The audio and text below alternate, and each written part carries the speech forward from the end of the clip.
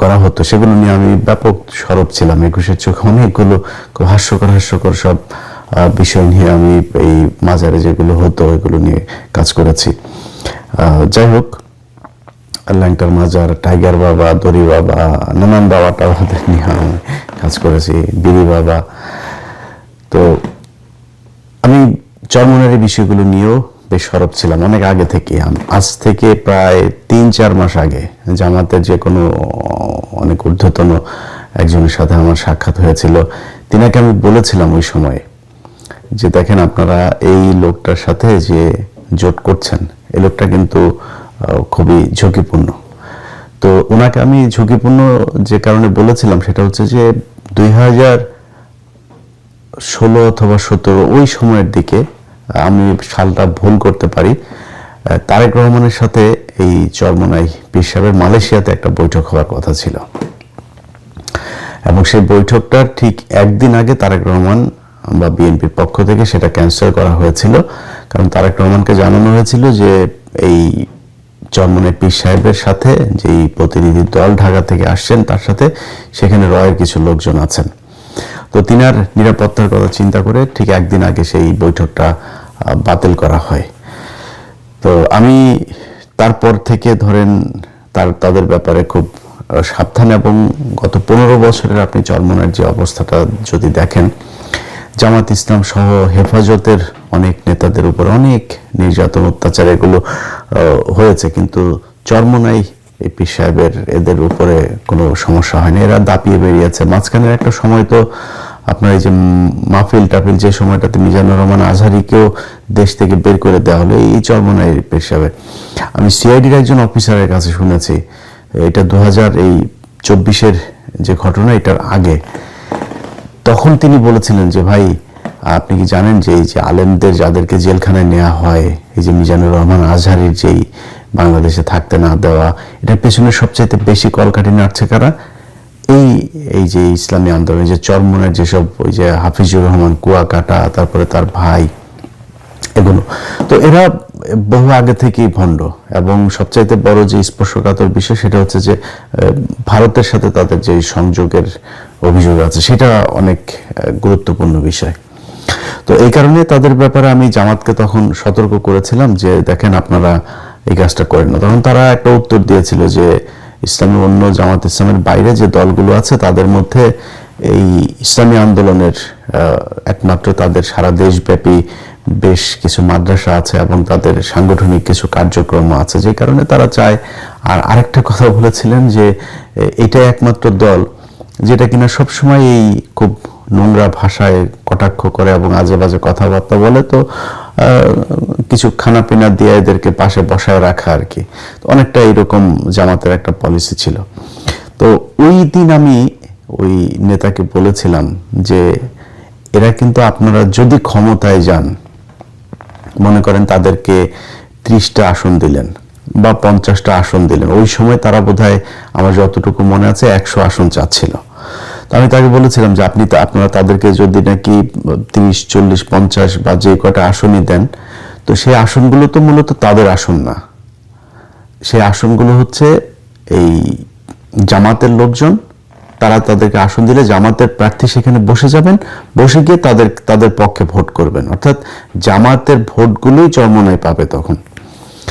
এখন আপনি তাদেরকে 40টা 50টা আসনের ভেতরে মনে করেন 20টা আসন তারা পেল, 20টা আসন যদি পেয়ে তারপরে আপনি সরকার গঠন করলেন, যদি জামাত ইসলাম এবার ক্ষমতায় আসেও, সেটার একটা সম্ভাবনা তো তৈরি হয়েছে। যদি আসে সেক্ষেত্রে আমি মনে করি যে বিএনপিও বিশাল একটা ফাইট দিবে, তো খুব হাড্ডাহাড্ডি একটা লড়াই হবে এবারে নির্বাচনে, আমার বিশ্লেষণ।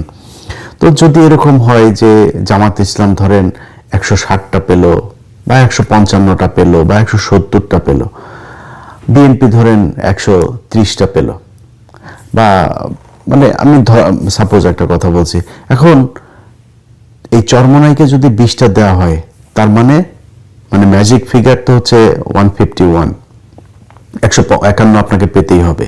151 পেতে গেলে আপনি ধরেন 170 যদি পান, তাহলে এখান থেকে 20টা আপনি তারে চরমোনাই পেল। চরমোনাই যদি পায়, এখন চরমোনাই মাঝখানে গিয়ে বলল যে আমরা এই চাই, কারণ তাদের চাওয়া তো যেটা চাবে তারা সেটা চাবে। তো তারা বললো যে আমরা এখন এইটা চাই, এটা না দিলে কি করবে, তারা সব পদত্যাগ করবে, সব চরমোনাইয়ের যে কজন এমপি আছে তারা সবাই চলে আসবে ইয়ে থেকে, সংসদ থেকে। তখন চলে আসলে আপনার অবস্থাটা কি হবে? আপনি 170টা নিয়ে সরকারে আছেন, এখন আপনার তো 150 হয়ে যাবে, তখন আপনি তো সংসদ তো ভেঙে দিতে হবে, আপনি ক্ষমতা হারাবেন। তো এইসব জিনিসগুলো আমি খুব মানে যেটা সবচেয়ে বড় জিনিস যে আল্লাহর সাথে কাউকে শেয়ার করা যাবে না, এইটার বাইরে আল্লাহ তাআলা মানুষের সব গুনাহ মাফ করবেন। তো যেহেতু এত বড় বিষয়, যে কারণে এটার ব্যাপারে আমি অনেক আগে থেকে, আপনারা যারা আমার 21 টেলিভিশনের 21 চোখ দেখতেন, আমি তখনও কিন্তু এই যে মাজারের, যেসব মাজারগুলোতে অসামাজিক কার্যকলাপ হতো, তারপরে ধর্মের নামে যেসব অপসংস্কৃতি সেখানে করা হতো, সেগুলো নিয়ে আমি ব্যাপক সরব ছিলাম। 21 চোখ অনেকগুলো খুব হাস্যকর সব বিষয় নিয়ে আমি এই মাজারে যেগুলো হতো এগুলো নিয়ে কাজ করেছি। যাই হোক, ল্যাংটার মাজার, টাইগার বাবা, দড়ি বাবা, নানান বাবাটা নিয়ে আমি কাজ করেছি, বিড়ি বাবা। তো আমি চরমোনাইয়ের বিষয়গুলো নিয়েও বেশ সরব ছিলাম অনেক আগে থেকে। আজ থেকে প্রায় 3-4 মাস আগে জামাতের যে কোনো অনেক ঊর্ধ্বতন একজনের সাথে আমার সাক্ষাৎ হয়েছিল। তিনাকে আমি বলেছিলাম ওই সময় যে দেখেন, আপনারা এই লোকটার সাথে যে জোট করছেন, এই লোকটা কিন্তু খুবই ঝুঁকিপূর্ণ। তো ওনাকে আমি ঝুঁকিপূর্ণ যে কারণে বলেছিলাম সেটা হচ্ছে যে 2016 অথবা 17 ওই সময়ের দিকে, আমি সালটা ভুল করতে পারি, তারেক রহমানের সাথে এই চরমোনাই পীর সাহেবের মালয়েশিয়াতে একটা বৈঠক হওয়ার কথা ছিল, এবং সেই বৈঠকটার ঠিক একদিন আগে তারেক রহমান বা বিএনপির পক্ষ থেকে সেটা ক্যান্সেল করা হয়েছিল। কারণ তারেক রহমানকে জানানো হয়েছিল যে এই চরমোনাই পীর সাহেবের সাথে যেই প্রতিনিধি দল ঢাকা থেকে আসছেন, তার সাথে সেখানে রয়ের কিছু লোকজন আছেন। তো তিনার নিরাপত্তার কথা চিন্তা করে ঠিক একদিন আগে সেই বৈঠকটা বাতিল করা হয়। তো আমি তারপর থেকে ধরেন তাদের ব্যাপারে খুব সাবধান, এবং গত 15 বছরের আপনি চরমোনাইয়ের যে অবস্থাটা যদি দেখেন, জামাত ইসলাম সহ হেফাজতের অনেক নেতাদের উপর অনেক নির্যাতন, অত্যাচার এগুলো হয়েছে, কিন্তু চরমোনাই এই পীর সাহেবের এদের উপরে কোনো সমস্যা হয়নি, এরা দাপিয়ে বেরিয়েছে। মাঝখানের একটা সময় তো আপনার এই যে মাহফিল টাফিল, যে সময়টাতে মিজানুর রহমান আজহারীকেও দেশ থেকে বের করে দেওয়া হলো এই চরমোনাই পীর সাহেবের। আমি সিআইডির একজন অফিসারের কাছে শুনেছি, এটা 2024 যে ঘটনা, এটার আগে, তখন তিনি বলেছিলেন যে ভাই, আপনি কি জানেন যে এই যে আলেমদের যাদেরকে জেলখানায় নেওয়া হয়, এই যে মিজানুর রহমান আজহারীর যেই বাংলাদেশে থাকতে না দেওয়া, এটার পেছনে সবচাইতে বেশি কলকাঠি নাড়ছে কারা? এই যে ইসলামী আন্দোলন, যে চরমোনাইয়ের যেসব ওই যে হাফিজুর রহমান কুয়াকাটা, তারপরে তার ভাই, এগুলো তো এরা বহু আগে থেকেই ভণ্ড। এবং সবচাইতে বড় যে স্পর্শকাতর বিষয় সেটা হচ্ছে যে ভারতের সাথে তাদের যে সংযোগের অভিযোগ আছে, সেটা অনেক গুরুত্বপূর্ণ বিষয়। তো এই কারণে তাদের ব্যাপারে আমি জামাতকে তখন সতর্ক করেছিলাম যে দেখেন, আপনারা এই কাজটা করেন না। তখন তারা একটা উত্তর দিয়েছিল যে ইসলামী অন্য জামাত ইসলামের বাইরে যে দলগুলো আছে তাদের মধ্যে এই ইসলামী আন্দোলনের একমাত্র তাদের সারা দেশব্যাপী বেশ কিছু মাদ্রাসা আছে এবং তাদের সাংগঠনিক কিছু কার্যক্রম আছে, যে কারণে তারা চায়। আর আরেকটা কথা বলেছিলেন যে এটাই একমাত্র দল যেটা কিনা সবসময় এই খুব নোংরা ভাষায় কটাক্ষ করে এবং আজে বাজে কথাবার্তা বলে, তো কিছু খানা পিনা দিয়ে এদেরকে পাশে বসায় রাখা আর কি। অনেকটা এরকম জামাতের একটা পলিসি ছিল। তো ওই দিন আমি ওই নেতাকে বলেছিলাম যে এরা কিন্তু, আপনারা যদি ক্ষমতায় যান, মনে করেন তাদেরকে 30টা আসন দিলেন বা 50টা আসন দিলেন, ওই সময় তারা বোধহয় আমার যতটুকু মনে আছে 100 আসন চাচ্ছিল। তো আমি তাকে বলেছিলাম যে আপনারা তাদেরকে যদি নাকি 30, 40, 50 বা যে কটা আসনই দেন, তো সেই আসনগুলো তো মূলত তাদের আসন না, সেই আসনগুলো হচ্ছে এই জামাতের লোকজন, তারা তাদেরকে আসন দিলে জামাতের প্রার্থী সেখানে বসে যাবেন, বসে গিয়ে তাদের পক্ষে ভোট করবেন, অর্থাৎ জামাতের ভোটগুলোই চরমোনাই পাবে তখন। এখন আপনি তাদেরকে 40টা 50টা আসনের ভেতরে মনে করেন 20টা আসন তারা পেল, 20টা আসন যদি পেয়ে তারপরে আপনি সরকার গঠন করলেন, যদি জামাত ইসলাম এবার ক্ষমতায় আসেও, সেটার একটা সম্ভাবনা তো তৈরি হয়েছে। যদি আসে সেক্ষেত্রে আমি মনে করি যে বিএনপিও বিশাল একটা ফাইট দেবে, তো খুব হাড্ডাহাড্ডি একটা লড়াই হবে এবার নির্বাচনে, আমার বিশ্লেষণ। তো যদি এরকম হয় যে জামাত ইসলাম ধরেন 160টা পেল বা 155টা পেল বা 170টা পেল, বিএনপি ধরেন 130টা পেল, বা মানে আমি সাপোজ একটা কথা বলছি, এখন এই চরমোনাইকে যদি 20টা দেওয়া হয়, তার মানে ম্যাজিক ফিগার তো হচ্ছে 151, 151 আপনাকে পেতেই হবে। 151 পেতে গেলে আপনি ধরেন 170 যদি পান, তাহলে এখান থেকে 20টা আপনি তারে চরমোনাই পেল। চরমোনাই যদি পায়, এখন চরমোনাই মাঝখানে গিয়ে বলল যে আমরা এই চাই, কারণ তাদের চাওয়া তো যেটা চাবে তারা সেটা চাবে, তো তারা বলল যে আমরা এখন এইটা চাই।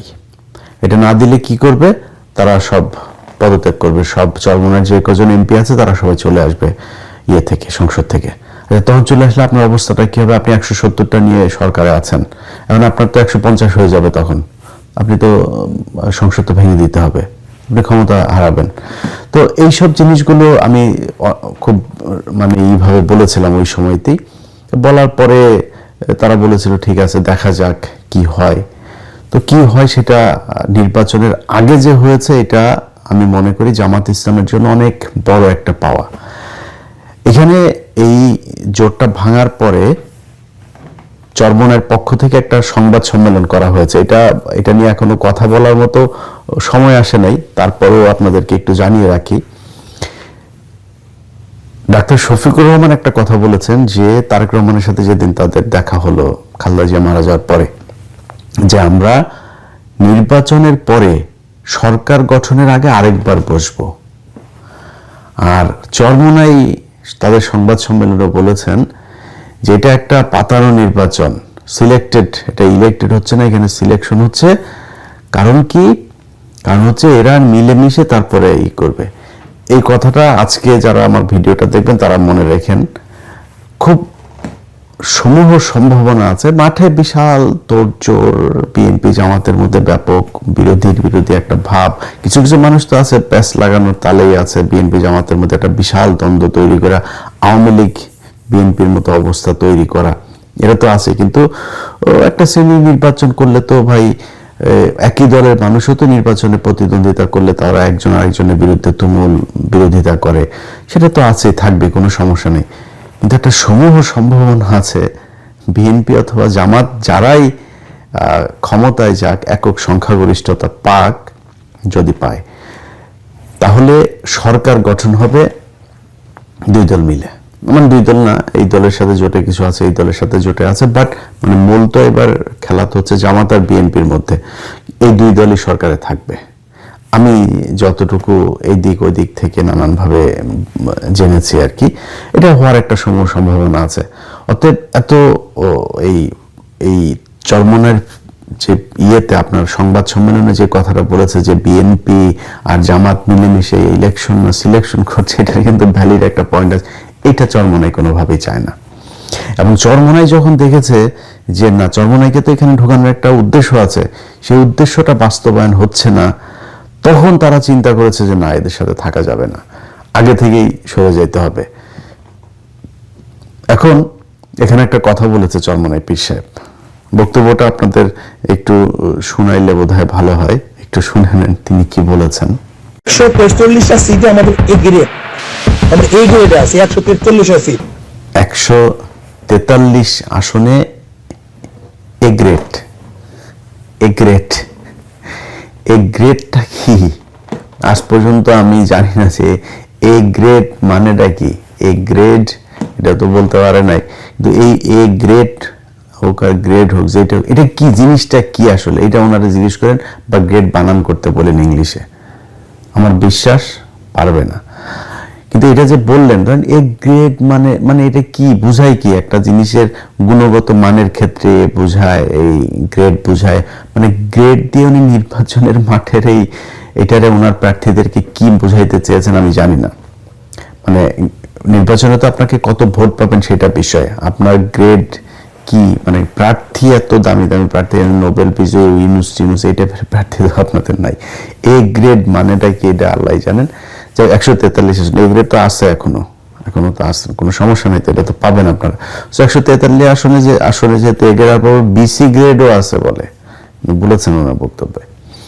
তো এই এ গ্রেড আমরা বিসি বাদ দিলাম, এ গ্রেডে যেহেতু আছে এটার তো আর কোনো মিস নাই, এটা করার জন্য মানে ফেল করার তো কোনো চান্স নাই। তো এই গ্রেডের গুলো ফিরে